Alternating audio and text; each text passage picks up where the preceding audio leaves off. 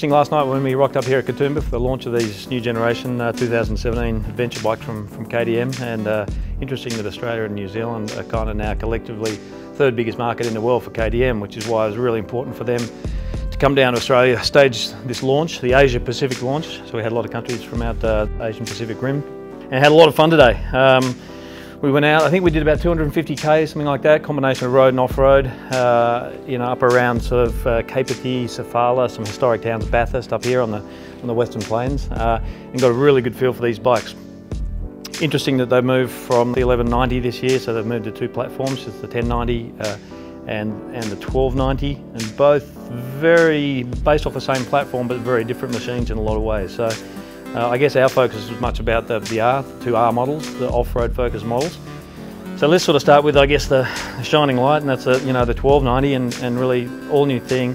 Uses the same chassis, obviously bigger capacity engine than the 1090, but it's got a whole lot of extra electronics. I mean, everything from extra sensor on the traction control, you've got hill hold, you've got a bunch of stuff, a completely new dash, new look headlight, new face on the bike is what they're calling, and completely new suspension. So the biggest thing for me today was the change in the bikes with the suspension.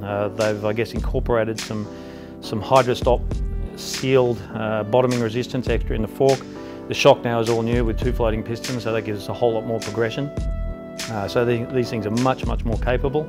Despite having to meet Euro 4, they've managed to do a bunch of things with the engines to create smoother and much more refined feel, in my view, to last year's 1190.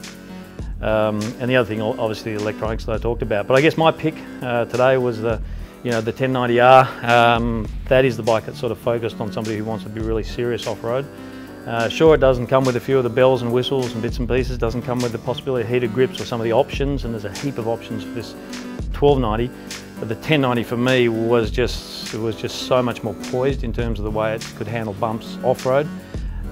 Sure, you gave up a few luxuries, I guess, in the road, and you know, this 1290 is just a stonking 160 horsepower animal on the road when you put it in sports mode. But you know, using electronics, knocking both bikes back to 100 horsepower, using the traction control and some of that intervention of the electronics for safety. You know, we had a hell of a lot of fun, so really good to have some of the guys out here from Austria. We've done an interview with some of those guys, so we'll post a bunch of that stuff on the website as well coming up soon.